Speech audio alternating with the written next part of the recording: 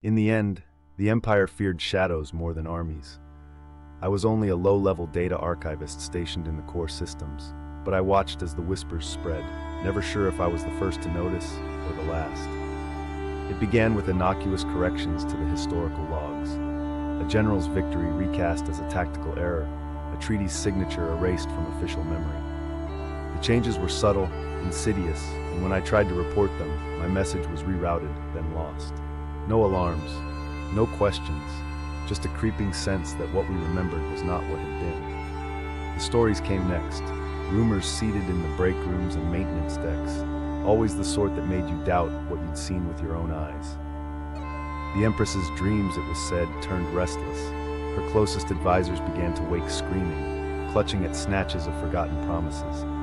Nobody could recall exactly why the outer colonies had rebelled, or whether they ever had. Old alliances fractured quietly, suspicion blooming in places where trust had once been unassailable.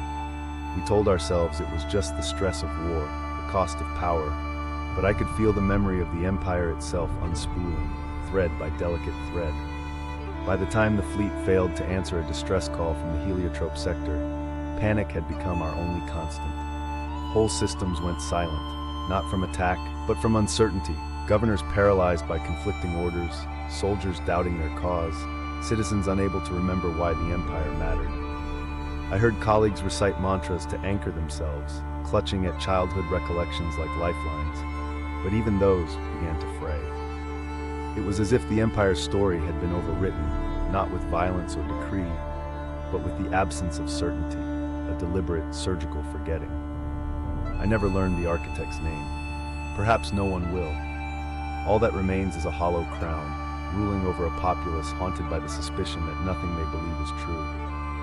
The Empire fell not to an armada, but to the quiet undoing of faith and memory. In the archives, I sit among erased files, wondering how much of myself I have already lost, and whether this, too, is someone else's rumor.